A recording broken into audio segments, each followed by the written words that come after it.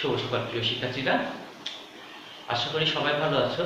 তোমাদের মঙ্গল কামনা করে, তোমাদের সুস্থতা কামনা করে শুরু করতে যাচ্ছি আজকে বিজ্ঞান বইয়ের একাদশ অধ্যায়ের জীব প্রযুক্তি। তো গত ক্লাসগুলোতে আমরা যে সকল বিষয় জেনেছি বা যে সকল বিষয় সম্পর্কে অবগত হয়েছি, সেই বিষয়গুলো ছিল এমন যে জীব প্রযুক্তি অধ্যায়ের জন্য আমরা কি কি টপিকস জানতে পারি, তাই না? তো সেখানে আমরা জেনেছিলাম কি ডিএনএ, আরএনএ, ডিএনএর গঠন, আরএনএর গঠন, কিভাবে এরা গঠিত হচ্ছে, এইসব তথ্য নিয়ে, তাই না? তো আজকে আমরা যে বিষয়গুলা নিয়ে আলোচনা করব, যে বিষয়গুলা সম্পর্কে জানবো, সেই বিষয়গুলা তোমরা লক্ষ্য করতে পারছো আমি এখানে লিখে রেখেছি যে জিন, জেনেটিক বিশৃঙ্খলা, জীব প্রযুক্তি, জিই, এটার দ্বারা আমি এটা বোঝাচ্ছি, জিইতে হলো জেনেটিক ইঞ্জিনিয়ারিং। কি বললাম? Genetic engineering. তারপরে আছে কি ক্লোনিং। ক্লোনিং সম্পর্কে তোমরা এখনকার যারা মডার্ন এজের ছেলে মেয়ে আছো, তারা সুন্দর করে জানো যে ক্লোনিং বলতে কি বোঝায়। অ্যাকচুয়ালি ক্লোনিং হলো কপি করা।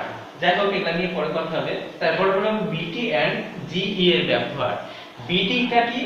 বিটি হলো বায়োটেকনোলজি, যাকে আমরা বলছি জীব প্রযুক্তি, বা আমরা আজ এই অধ্যায়ে যেটা জানি যে জীব প্রযুক্তি, সেই জীব প্রযুক্তির ইংরেজি অর্থ হলো বায়োটেকনোলজি। এবং জিই তো বলে দিলাম জেনেটিক ইঞ্জিনিয়ারিং। এই দুটো ব্যবহার সম্পর্কে আমরা জানবো যে কি কি কাজে ব্যবহার হয়ে থাকে বা কেন এদের আবির্ভাব হলো, কি কাজে আমরা ব্যবহার করে লাভবান হতে পারি, এইসব বিষয়ে। তো আমাদের আলোচনার আজকে প্রথমে দেখো লেখা আছে জিন। তো জিন কি? আমরা নানাভাবে বিভিন্ন জায়গায় বিভিন্ন টপিকসে জিন সম্পর্কে অনেক কথা শুনে এসেছি যে জিনের কাজ হলো আমাদের বৈশিষ্ট্য রক্ষা করা, বৈশিষ্ট্য ধারণ করা, বৈশিষ্ট্য ট্রান্সফার করা। তো তোমরা যা জেনে এসেছো আসলে সেটাই ঠিক। আমাদের যে পরবর্তী বংশধররা আসে, আমাদের যে সন্তান নবাগত, সরি, যে সকল সন্তান ভবিষ্যতে আসবে, যারা বিবাহিত, যাদের আসে, যারা আনম্যারিড, যাদের আসবে, তাই না? তো এই যে সবারই একটা টেন্ডেন্সি থাকে যে আমার প্রতিরূপ, প্রতিরূপ অর্থ ওই যে ক্লোনিং, যেটা কপি করা। তো আমার একটা অংশীদারিত্বর যে কি বলা যায়, এটা আমার বংশধর, আমার সন্তান আমি যে রেখে যেতে চাই, আমার প্রতিরূপ হিসাবে আমি রেখে যেতে চাই। তো যে কারণে আমার মতন করে রেখে যেতে চাই, এই বৈশিষ্ট্যগুলো তো তার ভিতরে যেতে হবে, তাই না? এই বৈশিষ্ট্যগুলো যখন তার ভিতরে যেতে হবে, তাহলে নির্দিষ্ট কিছু কাজ করতে হবে এবং কাউকে না কাউকে সে দায়িত্ব দিতে হবে। তো এই জিন হলো সেই দায়িত্বটা নেয় যে নেক্সট জেনারেশন যারা আসবে তাদের মাঝে পিতামাতার যে বৈশিষ্ট্য, সেই বৈশিষ্ট্যগুলোকে ট্রান্সফার করা বা স্থানান্তর করা। এই কারণে জিনকে তোমরা পড়ে এসেছো বিভিন্ন সময় কি ক্রোমোজোমকে বংশগতির ধারক ও বাহক বলা হয়, তাই না? এটা মানে খুব একেবারে কমন কথা যে ক্রোমোজোমকে, নিউক্লিয়াসের ভিতরে ক্রোমোজোম থাকে, ক্রোমোজোমকে বংশগতির ধারক ও বাহক বলা হয় বা বৈশিষ্ট্য রক্ষার ধারক ও বাহক বলা হয়। ধারক ও বাহক মানে সে বৈশিষ্ট্যগুলা যে তথ্যে সমৃদ্ধ, সেই তথ্যগুলা কি করে? ধারক মানে ধারণ করে রাখে, অর্থাৎ সংরক্ষণ করে রাখে, এবং বাহক মানে কি বহন করে নেয়, অর্থাৎ ট্রান্সফার করে। তাহলে ধারক ও বাহক বলা হচ্ছে কাকে? ক্রোমোজোমকে। তো সেই ক্রোমোজোম থেকে যদি আমরা স্টেপ বাই স্টেপ যাই, তাহলে আমরা এইরকম মিনিং পাই যে ক্রোমোজোমকে যখন আমরা সোজা করব বা যখন আমরা লম্বা করে মাইক্রোস্কোপিক মেশিন দিয়ে যখন আমরা দেখব, তাকে যদি লম্বা করে পেঁচানো যে ভাবটা থাকে, পেঁচানো ভাবটা খুলে ফেললে দেখবো কি ডিএনএ গঠন প্রকৃতি দ্বিসূত্রাকার পেঁচানো সিঁড়ির মতন, তাই না? তো এই দ্বিসূত্রাকার পেঁচানো সিঁড়ির মতন গঠনকার ডিএনএ।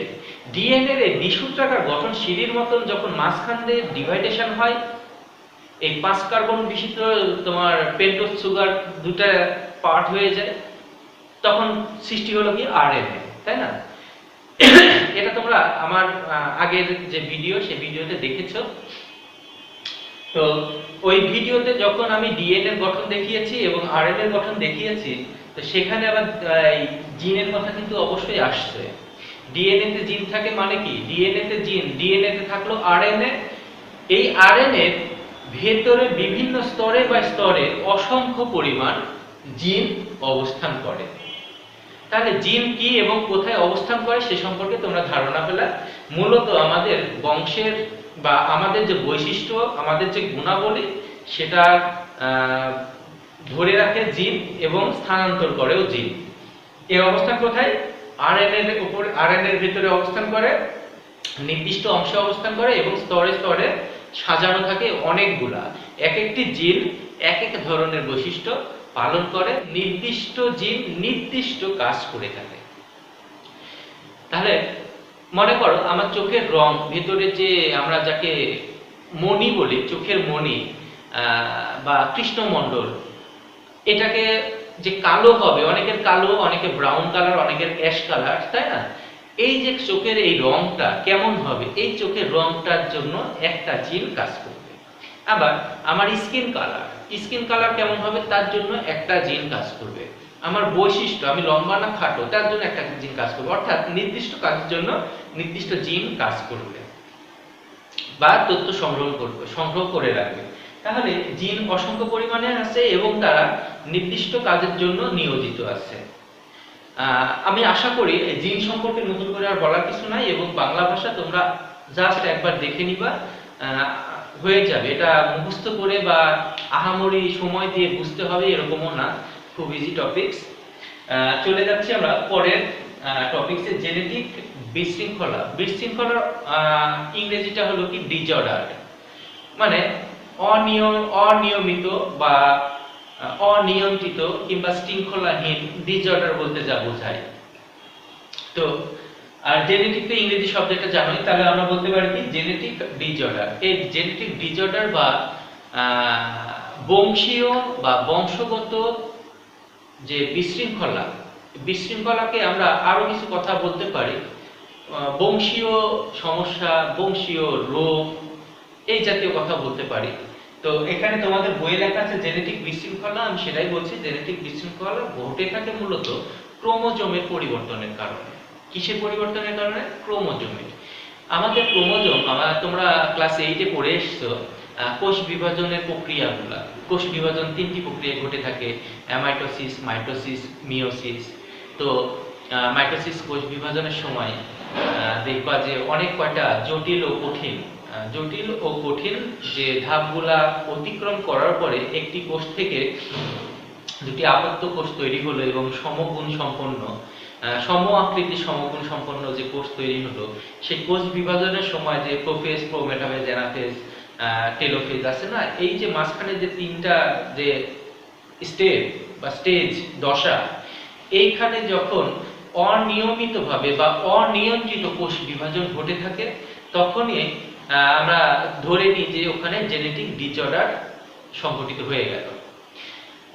এটা মূলত তোমার ক্রোমোজোমগুলোর সংখ্যার হ্রাস বৃদ্ধি হইতে পারে, মিউটেশন, যেটাকে বলা হয় পয়েন্ট মিউটেশন।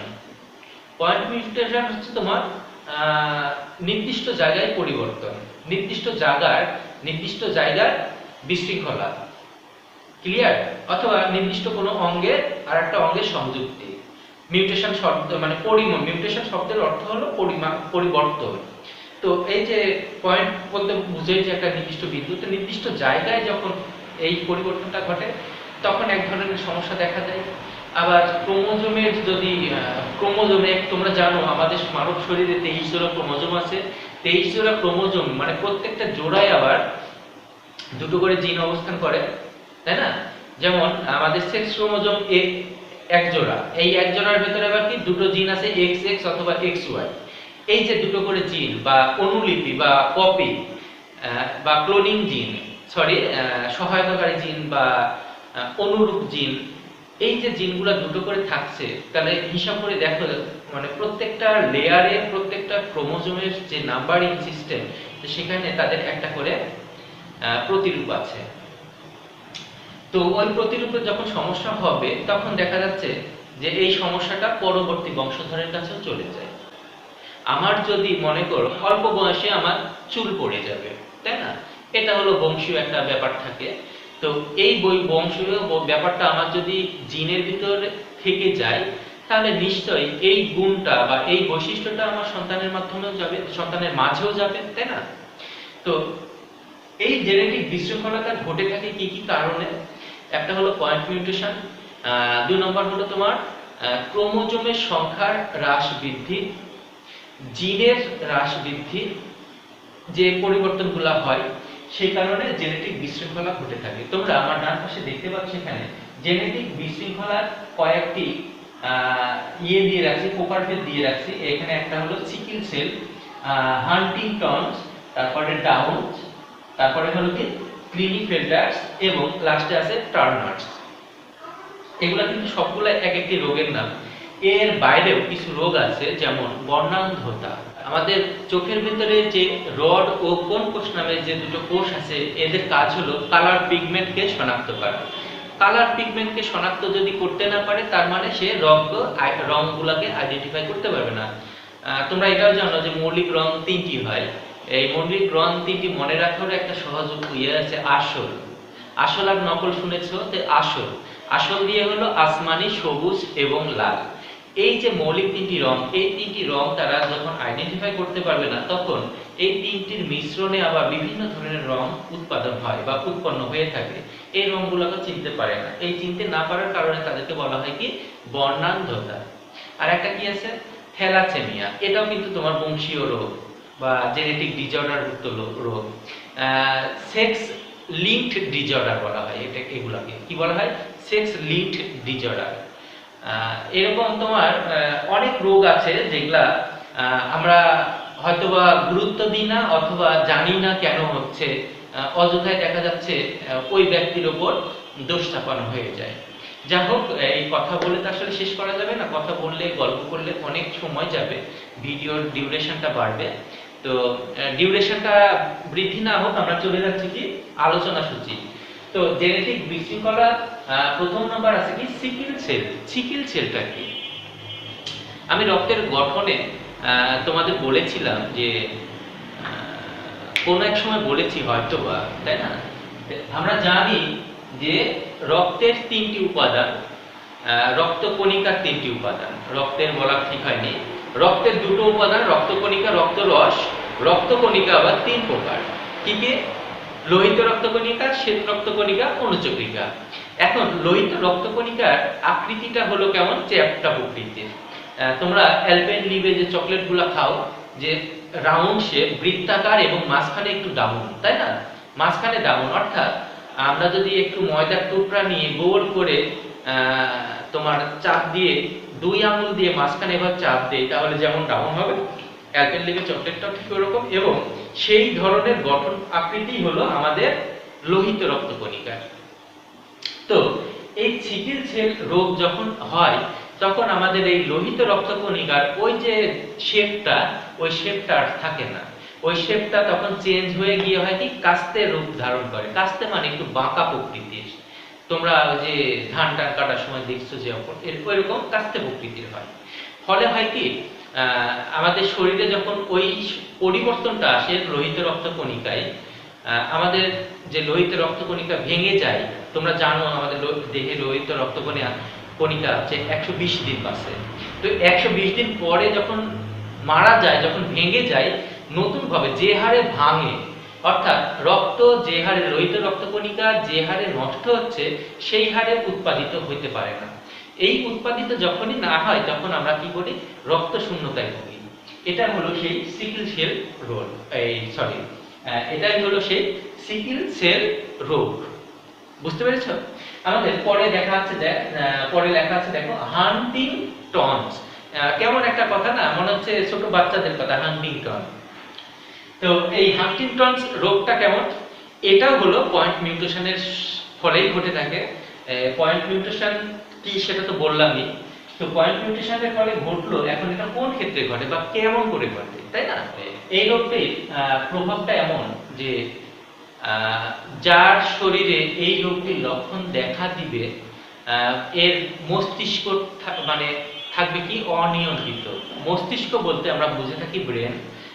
আমাদের ব্রেনের গঠন তোমরা যদি জানতে চাও তাহলে আমাদের বায়োলজি বইয়ে দেখতে পারো, 10ম অধ্যায়ে আছে। সেখানে মস্তিষ্কের সম্পূর্ণ গঠন দেওয়া আছে, কোন অংশ কোন পার্ট কিভাবে কাজ করে। তো এইখানে কি হয়, মস্তিষ্কটা নিয়ন্ত্রিত উপায়ে কাজ করে না, ভারসাম্য হারিয়ে ফেলে। ফলে হয় কি, ওই ভারসাম্যহীনতার কারণে ওই মানুষটি মারা যায়, হঠাৎ করেই মারা যায়। এবং এমন একটা সময় মারা যায় বা লক্ষণগুলো প্রকাশ পায় যে সময় আমাদের আর করার কিছু থাকে না। একটা মানুষের শরীরে যদি এই রোগটি বাসা বেঁধে থাকে তাহলে ওই মানুষটার বয়স নিম্নতম পক্ষে বা সর্বনিম্ন 40-এর পরে লক্ষণগুলো প্রকাশ পায়, তার আগে প্রকাশ পায় না। তো 40-এর পরে যখন লক্ষণগুলো প্রকাশ পায় তখন আর এটা থেকে কিউর হওয়ার জন্য কোনো ওয়ে থাকে না, দেখা যায় সাডেনলি সে মারা যায়। আমি একটু আগে বললাম যে মাইটোসিস কোষ বিভাজনের সময় যে মাঝখানের যে জটিল ধাপগুলো আছে, অ্যানাফেজ, টেলোফেজ, মেটোফেজ আছে না, এই অ্যানাফেজ দশায় যখন এই কোষ বিভাজনটা ঘটে, কোষ বিভাজনের যে পয়েন্ট মিউটেশনটা ঘটে থাকে, তখন একজনের জিনের তোমার ডিসজাংশন, এটা বলা হয় ডিসজাংশন। তো এটা হলো তোমার আমাদের পুরুষের যে কোষ এবং নারীর যে কোষ, কোষ বিভাজনের সময় দুটা একত্রিত হয়ে লেগে যায়, আলাদা হয় না, বিচ্ছিন্ন হয় না, এটাকে বলা হয় ডিসজাংশন। অর্থাৎ সে বিচ্ছিন্ন হতে পারে না। যখন এই ঘটনাটা ঘটে তখন ডিসজাংশনে সমস্যা হয় এবং এই হান্টিংটনস রোগটি দেখা যায়। এবার হলো ডাউন সিনড্রোম। ডাউন সিনড্রোমটা ঘটে থাকে এর আগে যে বললাম ডিসজাংশন, তো কোষ বিভাজনের সময় যে নন ডিসজাংশন ঘটনাটা ঘটে থাকে, যেটা নন ডিসজাংশন মানে কি, তারা বিচ্ছিন্ন হতে পারছে না, আমি এর আগেও বলছি বারবার, বিচ্ছিন্ন হয় না, একত্রিত অবস্থায় থেকে যাচ্ছে। ফলে ওই যে জিনগুলা কাজ করবে সঠিকভাবে কাজ করতে পারে না। যেমন আমি লম্বা, তুমি ছোট, আমি যে স্পিডে হাঁটতে পারবো তুমি তো পারবে না। এখন দুজনকে যদি একত্রিত করে দেওয়া হয়, তোমার ব্রেন একভাবে কাজ করবে, আমার ব্রেন একভাবে কাজ করবে, তো দেখা যাচ্ছে যে দ্বিধাদ্বন্দ্বে ভুগি। তো এইরকমই প্রবলেম বিষয়টা। যেটা বলতে চাচ্ছিলাম, এটা ঘটে থাকে, তোমরা জানো আমাদের মানব শরীরে 23 জোড়া ক্রোমোজোম আছে। এখন 23 জোড়া ক্রোমোজোমকে অবশ্যই নাম্বারিং করা হলো। নাম্বারিং যদি না করা হতো তাহলে তো আমরা বলতে পারতাম না 23 নম্বর বা 23 জোড়া, পারতাম না। তো এই ক্ষেত্রে দেখা যাচ্ছে 21 নম্বর বা 21 নম্বর সিরিয়ালে যে ক্রোমোজোমটি অবস্থান করছে, এই 21 নম্বর ক্রোমোজোমে আবার দুটো জিন আছে, তাই না? এই 21 নম্বর ক্রোমোজোমে দেখা যাচ্ছে যে দুটো জিনের পরিবর্তে 3টি জিন আছে, দুইটি জিনের পরিবর্তে 3টি জিন অবস্থান করছে। যেমন আমরা যদি এমনিতে দুটো জিনের নাম ধরে নিই এ বি, তাহলে ওখানে দেখা যাচ্ছে এ বি এর সঙ্গে আরো একটা থেকে গেল এ এ বি। তো এক্স ওয়াই যদি আমরা জানি, আমরা নরমালি জানি যে এক্স ওয়াই, তো এক্স ওয়াই এর সঙ্গে যদি ধরা হয় যে এক্স এক্স ওয়াই, 3টি হয়ে গেল। এইরকম প্রবলেমটা দেখা যায় এই ডাউন সিনড্রোমের ক্ষেত্রে।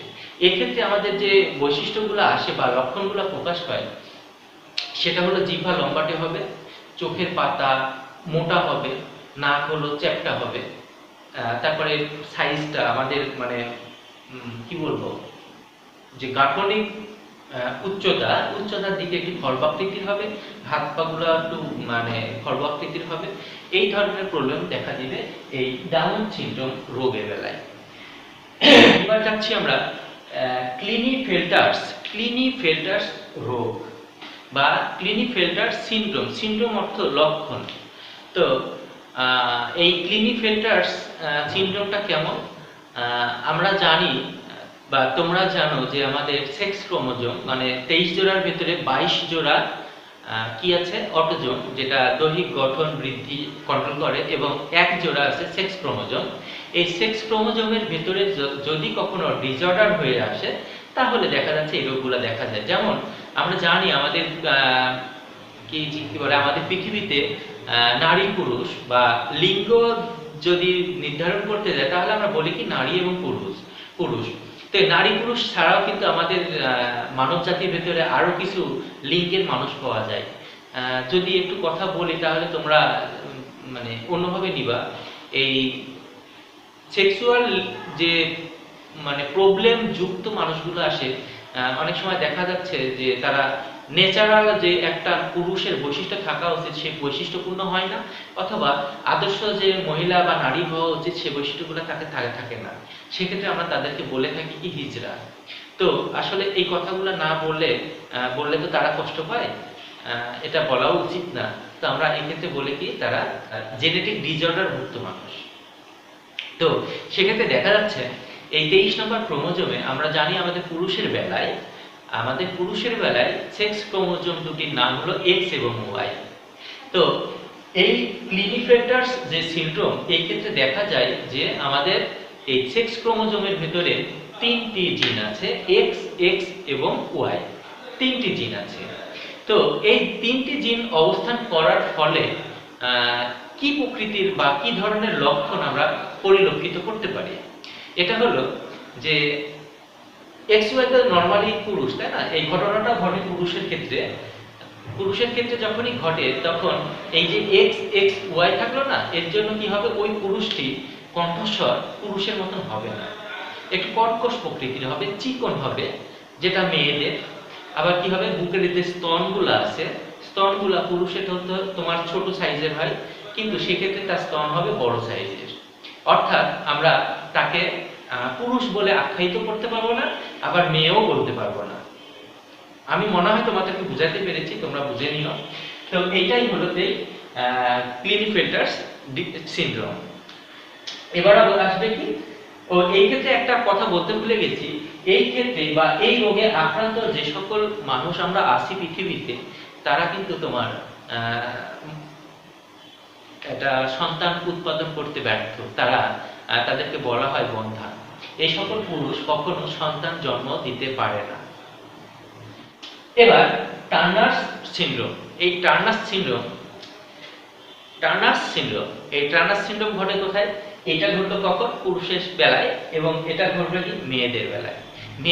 কি হবে, এদের এই যে আমি বলেছিলাম কি কি কারণে হয়, পয়েন্ট মিউটেশন, তারপরে হলো তোমার কি নন ডিসজাংশন। এই ঘটনাটা ঘটে তোমার নন ডিসজাংশন কোষ বিভাজনের ফলে বা সেই কারণে ঘটে থাকে। এইখানে যে নারীদের দেহে সেক্স ক্রোমোজোম এক্স এবং এক্স থাকতো, সেই এক্স ও এক্স এর পরিবর্তে কেবলমাত্র একটি এক্স থাকবে। তো একটি এক্স থাকলে মানে তো আমরা জানি যে আমাদের ক্রোমোজোমের জিনগুলা একটির যদি নষ্ট হয়ে যায় আরেকটি হেল্প করে। তো সেই ক্ষেত্রে দেখা যাচ্ছে নারীদের ওই সময় একটাই জিন আছে, এই যদি আক্রান্ত থাকে তাকে সাহায্য করার মতন আর কেউ থাকলো না। তো সেই ক্ষেত্রে দেখা যাচ্ছে কি এই সকল নারীরা সাধারণত খাটো হয় বা খর্বাকৃতির হয়ে থাকে, একটু হেলদি হয়। আমাদের যে ঘাড় বলি, এই ঘাড়টাও মোটা বা প্রশস্ত হয়ে থাকে। এরা জেনুইনলি মেয়েদের মতন হয় না, কারণ এদের যে গাঠনিক ফিগার, তোমরা জননাঙ্গের কথা বলো কিংবা স্তনের কথা বলো, এগুলা পরিপক্কতা পেতে অনেক সময় লেগে যায়। ন্যাচারালি একটা মেয়ে যে বয়সে তার মেয়েলি বৈশিষ্ট্যগুলা প্রকাশ পায়, সেই বৈশিষ্ট্যগুলো এদের ক্ষেত্রে পায় না। অর্থাৎ জননাঙ্গ এবং যে স্তন সেটা বৃদ্ধিপ্রাপ্ত হতে সময় লাগে, হয় না বললেই চলে।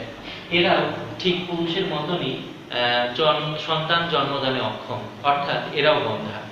তাহলে এই যে জেনেটিক বিশৃঙ্খলা বা জেনেটিক ডিসঅর্ডার ভুক্ত যে সমস্যাগুলো আছে, যে রোগগুলো আছে আমাদের, এগুলা তোমরা সেটা বুঝতে পারলা, জানতে পারলা। এবার আমরা চলে যাব, দেখো, জীব প্রযুক্তি বা জীব প্রযুক্তি। জীব প্রযুক্তি হলো মানব কল্যাণের জন্য যে পদ্ধতিতে জীবকে কাজে লাগানো হয়, যে পদ্ধতিতে জীবকে মানব কল্যাণের জন্য ব্যবহৃত হয়, সেই পদ্ধতিটাই হলো কি জীব প্রযুক্তি। যেমন আমরা দেখো বিভিন্ন ধরনের অণুজীবের নাম শুনেছি। এই অণুজীবগুলো কি হতে পারে? ইস্ট হইতে পারে, ব্যাকটেরিয়া হইতে পারে, ভাইরাস হইতে পারে। এদেরকে কি করছি? আমাদের কল্যাণে ব্যবহার করছি। কিভাবে? যেমন আমরা দেখো পেনিসিলিয়াম, একটি মলমের কথা শুনেছো তোমরা। পেনিসিলিয়াম মলম আসে কোথায়? পেনিসিলিন থেকে। তারপরে আমরা পাউরুটি খাচ্ছি কিভাবে? ইস্ট ভাইরাস থেকে, ইস্ট ব্যাকটেরিয়া থেকে। আমরা ওই যে দই খাচ্ছি কিভাবে? আমরা বরফ খাচ্ছি কিভাবে? আমরা পাট থেকে আঁশ ছড়াই দিচ্ছি কিভাবে? এই যে অণুজীবগুলাকে ব্যবহার করা হচ্ছে যে পদ্ধতিতে আমাদের কল্যাণের জন্য, সেই পদ্ধতিটাই মূলত জীব প্রযুক্তি। এই কারণেই বলা হয়েছে যে জীব প্রযুক্তিকে কাজে লাগাতে হবে, কাজে লাগালেই হবে কি আমাদের কল্যাণ হবে। সেটা অনেকভাবে করা যায়। এর ভিতরে আছে, জীব প্রযুক্তির ভিতরে আছে কি ওগুলোর ব্যবহার, যেটা বললাম এখন, এগুলোর ব্যবহারও আছে। আবার তোমার টিস্যু কালচার নামে একটি কথা আছে, টিস্যু কালচার, এটাও জীব প্রযুক্তি। উদ্ভিদরা তো তোমার হচ্ছে জীবের ভেতরেই পড়ে, তাই না? তো উদ্ভিদের একটু টিস্যু নিয়ে আরেকটি জীবে যদি, আরেকটি উদ্ভিদে যদি স্থানান্তর করা যায়, সেক্ষেত্রে দেখা যাচ্ছে কি আমাদের জাতের তফাৎ হলো, আমাদের ফলন বৃদ্ধি পেল, সেক্ষেত্রে আমরা বলতে পারি কি ওটা জীব প্রযুক্তি। তাহলে জীব প্রযুক্তির টিস্যু কালচারের একটি অংশ, সরি, টিস্যু কালচারও জীব প্রযুক্তির একটি অংশ। এবার জেনেটিক ইঞ্জিনিয়ারিং। তো জেনেটিক ইঞ্জিনিয়ারিং হলো তোমার এমন একটি বিষয়, তোমরা এখানে দেখতে পাচ্ছ আমি একটি ছবি অঙ্কন করে রেখেছি। এই বিষয়টি কথা বলার আগেই আমি বলে, এই যে জিই বা জেনেটিক ইঞ্জিনিয়ারিং, এর মাধ্যমে হয় কি একটা কোষের সঙ্গে আরেকটা কোষের মানে সম্পৃক্ততা বা সংযোগ স্থাপন করা হয়। আমরা অনেক সময় দেখে বলে থাকি না যে এটা হাইব্রিড, এটা সংকর, এই কারণে এর ফলন বেশি। এখন দেখো যে ওই যে একটি ডাব গাছ থেকে, ছোট ডাব গাছ কিন্তু কি হচ্ছে, ছোটবেলায় অনেকগুলা ডাব হচ্ছে, বা আমাদের যে দেশীয় প্রযুক্তিতে ডাব গাছে ডাব হয় সে তার তুলনায় বেশি ফলন। একটি গাভী থেকে আমরা, দেশীয় গাভী থেকে প্রায় 1.5 থেকে 3 লিটার দুধ, বিদেশি গাভীগুলো দিচ্ছে কত 15 থেকে 20 লিটার দুধ। কিভাবে? এই যে মানে মিশ্রণ, সংমিশ্রণ, এটাকে বলা হচ্ছে মূলত তোমার জেনেটিক ইঞ্জিনিয়ারিং। যে প্রযুক্তিকে কাজে লাগিয়ে বহু গুণ সম্পন্ন বা সহজে বৃদ্ধিপ্রাপ্ত, যে উচ্চ ফলনশীল বা উচ্চ বর্ধনশীল যে জাতটা নিয়ে আসা হয় যে পদ্ধতির মাধ্যমে, সেটাই মূলত তোমার এই জেনেটিক ইঞ্জিনিয়ারিং। এখানে আরো কিছু বিষয় আছে, এটা যে শুধু ওই উদ্ভিদের ক্ষেত্রে ঘটবে তা না, আমাদের প্রাণীদের ক্ষেত্রে ঘটে থাকে। এর মাধ্যমে হবে কি, এর মাধ্যমে আমি যদি মরেও যাই, আমার মতন বিলাস আরেকটি তৈরি করা সম্ভব, আমার মতন বিলাস আরেকটি তৈরি করা সম্ভব, এবং বিজ্ঞানীরা সে চেষ্টায় আছে এবং এর পরীক্ষাও করেছে। তোমাদের বই একটি দেওয়া আছে, একটি মেষ শাবক ভেড়া, এটা হলো তোমার একটি ভেড়া থেকে অনুরূপ আরেকটি ভেড়া তৈরি করা। এটা প্রাণী জগতেও আছে। তো এটা যখন তোমার প্রয়োগ ঘটবে, এটা বলবো কি সামগ্রিক প্রয়োগ ঘটবে, তখন আমি আর মরবো না, আমি অমরই থেকে যাব। তো সৃষ্টিকর্তার উপরে আসলে আমরা কেউ না, আমরা কখনোই অমরত্ব লাভ করতে পারি না, অমরত্ব লাভ করা সম্ভব না, জন্মিলে মরিতে হবে, এটাই বাস্তবতা। তারপরেও বিজ্ঞানীরা চেষ্টা করে যাচ্ছে কিভাবে অমরত্ব লাভ করা যায়। আমি বিলাস মরে যাব ঠিক আছে, কিন্তু আমার মতন আরেকটা শরীর, আরেকটা বিলাস অবিকল আমি থেকে যাব। তোমরা হিন্দি সিনেমা রোবট 2, রোবট 3 মনে হয় দেখেছো, ওখানে একটি রোবটের মতন শত শত হাজার হাজার রোবট আছে, তাই না? কিন্তু আসলকে এটা আইডেন্টিফাই করা ছোটা। ঠিক এরকম বিজ্ঞানীরা থিঙ্ক করছে যে একটি মানুষের অবিকল আরেকটি রূপ, যে আরেকটি বিলাস বা আরেকটি অন্য কেউ যদি তৈরি করা যেত, এই প্রযুক্তিটা ঠিক ওরকমই। হ্যাঁ, আচ্ছা যাওয়া যাক, আমাদের আলোচনায় যাওয়া যাক। মনে করো একটি কাঙ্ক্ষিত বা যার মতন করে, যার মতো করে আমি কি করব, আর একটা নতুন জাত নিয়ে আসবো। অর্থাৎ আমার কাছে এই আংটিটা আছে বা আমি বিলাস, আমার বিলাস থেকে আরেকটি বিলাস হবে আমার মতনই, আমার বৈশিষ্ট্য সম্পন্ন। তো সেক্ষেত্রে দেখা যাচ্ছে কি করতে হবে, এই যে আমার যার ভেতরে আমি বংশবৃদ্ধিটা ঘটাবো, এই বংশবৃদ্ধিটা ঘটানো যেটা হবে সেটা হলো দাতা, বা এটা হলো বাহক। এই বাহকের মাঝখান থেকে যে নিউক্লিয়াসটা থাকে, কোষের নিউক্লিয়াস, এই নিউক্লিয়াসটাকে আমরা কি করব, বের করে নিয়ে আসবো। নিউক্লিয়াসের যে জিনটা থাকবে, তোমরা জানো নিউক্লিয়াসের অভ্যন্তরে ক্রোমোজোম থাকে, ক্রোমোজোমের ভেতরে ডিএনএ থাকে, ডিএনএ এর ভেতরে আরএনএ, আরএনএ এর ভেতরে জিন। তাহলে এই জিনটাকে যদি আমি বাইরে নিয়ে আসি, তাহলে যে ঘটনাটা ঘটবে, এবং এইটা দেখতে পাচ্ছ, এইটার নাম হলো ইকোলাই ব্যাকটেরিয়া। কি নাম? E. coli bacteria. এই ইকোলাই ব্যাকটেরিয়ার কোষে আবার নিউক্লিয়াস থাকে না, বাট যে কোষটি দেখতে পাচ্ছ এই ক্রোমোজোমকে ঘিরে আছে, এটাকে বলা হয় প্লাজমিড। এরা কোষ বিভাজনে সক্ষম, কোষ বিভাজনে সক্ষম। এখন এই প্লাজমিডটাকেও আমার বাইরে নিয়ে আসলাম। বাইরে নিয়ে আসার পরে একে যে ডাইসে কেটেছি আমি, তোমরা দেখতে পাচ্ছ এখানে যে যে ডিজাইনে কাটা হয়েছে, এই যে বাহক জীব, এই বাহক জীবের জিনটাকেও ঠিক ওইভাবেই কাটা হয়েছে। কারণ এমন ভাবে কাটা হলো যাতে করে এখানে সেই সেটআপটা অ্যাপ্রোপ্রিয়েট হয়। যদি কোনো কারণবশত এই সেটআপটা সঠিকভাবে না হয় বা এই টুকরাটাকে এই জিনের ভেতরে, মানে আমার গ্রহীতা এবং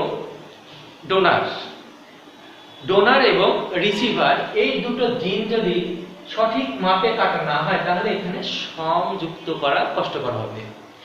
তোমরা জানো কোষের ভেতরে ক্রোমোজোম কোন অবস্থায় থাকে আমরা খালি চোখে দেখতে পাই না। ক্রোমোজোমের ভেতর ডিএনএ, ডিএনএর ভেতর আরএনএ, আরএনএ এর ভেতরে জিন। তাহলে ভাবো ওটা কত সূক্ষ্মাতি সূক্ষ্ম একটি কাজ। তো সেখানে আমরা মাইক্রোস্কোপিক যে মেশিনগুলো আছে সেই মেশিনের মাধ্যমে এটাকে কাটবো, এবং এই কাটার জন্য যে মানে কাঁচি ব্লেড ব্যবহার করব তাও কিন্তু না, এটা একটি এনজাইমের মাধ্যমে কাটা হবে, নির্দিষ্ট একটি এনজাইমের মাধ্যমে কাটা হবে। তোমাদের বইয়ে সেই এনজাইমের নামটি দেওয়া নেই, ইন্টারমিডিয়েটে উঠলে হয়তো বা জানতে পারবা। তো এই এনজাইমটা দিয়ে যখন কাটা হলো, পরবর্তী ধাপে দেখো এইভাবে চেক করা হচ্ছে। তোমরা লক্ষ্য করতে পারছো আমি একটা ব্ল্যাক কালার এবং আরেকটা রেড কালার দিয়ে তোমাদের চিহ্নিত করে দিয়েছি। এই যে দুটো টুকরো, এই দুটো টুকরোকে যখন আমরা এইভাবে চেক করতে যাব, তখন এইখানকার সেটা অ্যাপ্রোপ্রিয়েট বা পরিপূর্ণভাবে যদি না হয় তাহলে আমাদের যে উদ্দেশ্য সেই উদ্দেশ্যটা সফল হবে না। যাই হোক, এইখানে যে ছেদ বা যুক্ত করতে যাচ্ছি, যে এনজাইমের মাধ্যমে যুক্ত করব সেই এনজাইমটা কিন্তু আবার এইটা না যে এনজাইম দিয়ে কাটলাম সেই এনজাইম দিয়ে যুক্ত করব, সেটাও হবে না। যুক্ত করার জন্য আলাদা নামের আরেকটি এনজাইম কাজ করতে হবে। এই এনজাইমটির নাম হলো লাইগেজ এনজাইম। এটা তোমাদের বইয়ে দেওয়া আছে মনে হয়। তো এই যে সংযুক্ত হওয়ার পরে কি করলো, আমি যে ইকোলাই ব্যাকটেরিয়ার মাধ্যমে তোমার প্লাজমিডটাকে বের করে নিয়ে আসছিলাম, প্লাজমিডের নতুন একটি অংশ যুক্ত করে দিলাম। যুক্ত করে দেওয়ার পরে আমি কিন্তু এই প্লাজমিডটাকে আবার ওই ইকোলাই ব্যাকটেরিয়ার ভিতরে ঢুকিয়ে দিলাম। এই ইকোলাই ব্যাকটেরিয়ার ভিতরে যখনই আমি এই যে নতুন একটি প্লাজমিড দিলাম, তার বৈশিষ্ট্য তো এরকম ছিল না, ছিল তার প্লাজমিড ছিল এইরকম এক ধরনের। এখানে কিন্তু দুইটার মিশ্রণ ঘটলো, এটা আবার ঢুকাই দিলাম, এবং এ যখন বিভাজিত হবে, বিভাজিত হওয়ার পরে প্রত্যেকটা বার সে দেখো এই প্রকৃতির প্লাজমিড যুক্ত বিভাজিত হবে, বা এর নতুন বা আগত অথবা এটাকে কি বলে আপত্য কোষের জন্ম দিবে। এই আপত্য কোষগুলা তখন হবে কি আলাদা গুণ সম্পন্ন। এ প্রথমে যে গুণ সম্পন্ন ছিল সেই গুণের হবে না, কারণ কি এর সঙ্গে আরেকটা নতুন বৈশিষ্ট্য মিশ্রণ ঘটানো হলো, নতুন বৈশিষ্ট্যের মিশ্রণ হলো এখানে, তাই না? তো এই যে এইগুলা যখন আসবে সেটাই হলো যে প্রযুক্তিতে নতুন বৈশিষ্ট্য সংস্থাপন করা হয়, যে প্রযুক্তি ব্যবহার করে একটি প্রাণীর ভেতরে, একটি জীবের ভেতরে নতুন গুণ ইনক্লুড করা হয়, নতুন বৈশিষ্ট্য যুক্ত করা হয়, সেটাকে বলা হচ্ছে কি জেনেটিক ইঞ্জিনিয়ারিং। যাই হোক, এখন তোমাদের মাথায় আসতে পারে ইকোলাই ব্যাকটেরিয়ার ভিতরে ঠিক আছে, ওর মাধ্যমে এটা বংশ বিস্তার হলো, এটা বিভাজিত হলো, কিন্তু স্যার এটা আমাদের মানব শরীরে কেমন করে আসবে? তোমরা জেনে অবাক হবা যে এই ইকোলাই ব্যাকটেরিয়া প্রত্যেকটি মানব শরীরের অভ্যন্তরে বসবাস করে, আমাদের অন্ত্রে তার বসবাস। তো সে যখন বিভাজিত হবে সেই বৈশিষ্ট্যগুলো আমাদের বাঁচে স্বয়ংক্রিয়ভাবেই যাবে। ক্লিয়ার? এবার যাবো ক্লোনিং। এটাই হলো ক্লোনিং, এটাই ক্লোনিং। বিষয়টা হলো আমি ইঙ্গিত দিয়ে বলছি, এটা মনে করো একটি মেষ শাবক বা মহিষ, এটা একটি ভেড়া। তো মহিষের যখন ভ্রূণ, অর্থাৎ যে ডিম্বাণু বা তাদের যে ভ্রূণ, সেই অপরিপুষ্ট ভ্রূণ, মানে সে এখনো বৃদ্ধিপ্রাপ্ত হয় নাই ভ্রূণের গঠন, নবজাতক ভ্রূণকে কি করব, বৈজ্ঞানিক উপায়ে বের করে নিয়ে আসবো। এই ভ্রূণটাকে এখানে বের করে রাখলাম, আবার যে নতুন বৈশিষ্ট্য ইনক্লুড করতে চাই, যার অনুরূপ আরেকটা তৈরি করতে চাই, তার একটি কোষ নিলাম, তার একটি জিন নিলাম। জিনকে কি করলাম বলেই দিই। তো এটা ছিল কি মহিষ, এটা কি ভেড়া। এখন এর এই যে নিউক্লিয়াসটা বের করলাম, এই নিউক্লিয়াসটাকে যখন বের করব তখন কি করবে, এর ভিতর নিউক্লিওলাস থাকবে, তাই থাকবে না, এবং এর ভিতর থেকে ওই কোষটাই নিলাম।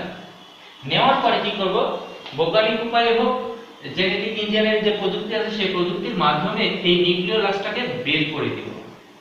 কি করব, বের করে দিব, দিয়ে এইটাকে আমরা ইনক্লুড করার চেষ্টা করব। ইনক্লুড করার যখন চেষ্টা করব তখন এই জিনিসটা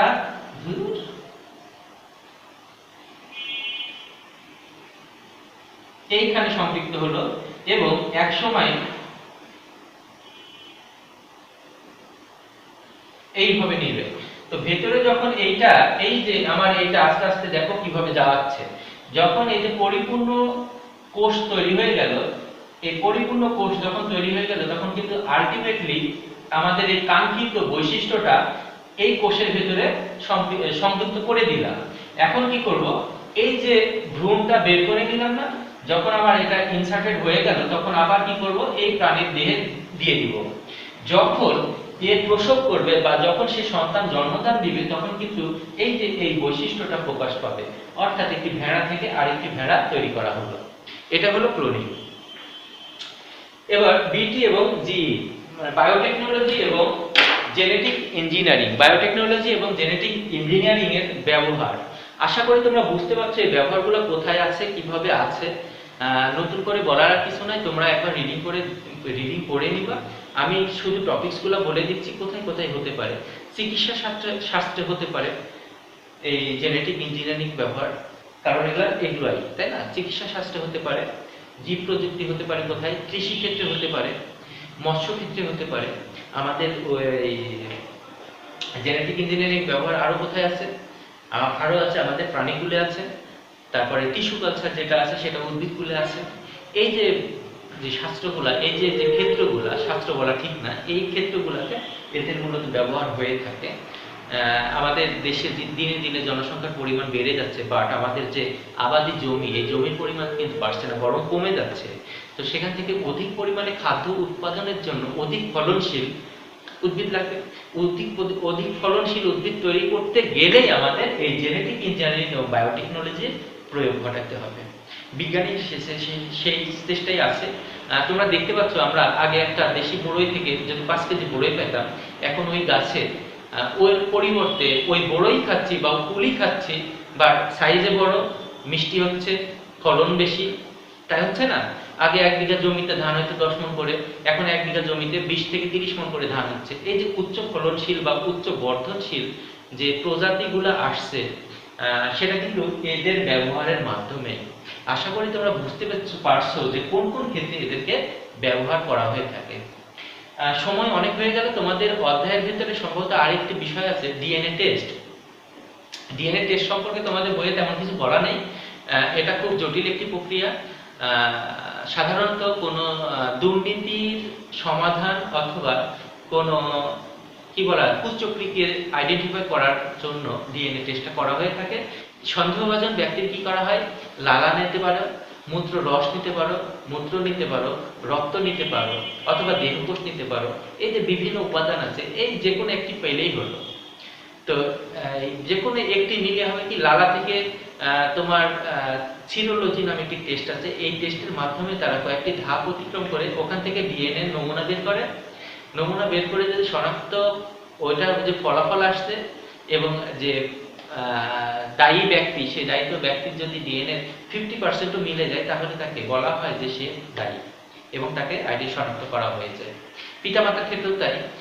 বাবা এবং মা সন্তানের পরিচয় পাচ্ছে না, সন্তান বাবা মার পরিচয় পাচ্ছে না, সেক্ষেত্রে করা হয় কি, বাবার ডিএনএ নেওয়া হলো, বাবার একটি জিন নেওয়া হলো, মায়ের একটি জিন নেওয়া হলো, সন্তানের একটি নেওয়া হলো, নেওয়া 3 জনেরই হচ্ছে ডিএনএ ফলাফলটা বের করা হলো। সেখানে যদি ওরকম 50% মিলে যায়, তাহলে বলা হয় যে মোটামুটি ভাবে নিশ্চিত হয়ে বলা যায় যে ওই সন্তানের বাবা মা ওই দুজনই। তোমরা একটু দেখে নিও, বিশেষ কিছু লেখা নাই, সম্ভবত 7-8 লাইন লেখা আছে তোমাদের এই ডিএনএ টেস্ট নিয়ে। ইজি বিষয়, তোমার ডিটেলস মানে পদ্ধতিগুলা কি কি উপায়ে এটা টেস্ট করা হয় এইগুলা লেখা নাই। সম্ভবত 3টা বা 4টা স্টেপ দেওয়া আছে তোমার ডায়াগ্রাম হিসাবে। তো আজকে আমরা কি কি শিখলাম, জিন শিখলাম, জেনেটিক বিশৃঙ্খলা এবং এই সম্পর্কিত যে সমস্যাগুলো আছে সেগুলো জানলাম, জীব প্রযুক্তি জানলাম, জেনেটিক ইঞ্জিনিয়ারিং জানলাম, ক্লোনিং এবং এদের ব্যবহার সম্পর্কে অবগত হলাম। আশা করি তোমরা উপকৃত হবা। দেখা হবে তোমাদের সঙ্গে পরবর্তী ক্লাসে। তার আগে একটি অনুরোধ করতে চাই, তোমরা বইটাকে দেখবা, বইটাকে ফলো করবা। দেখা হবে পরবর্তী ক্লাসে। সবাই ভালো থাকবা, সবার সুস্থতা কামনা করছি।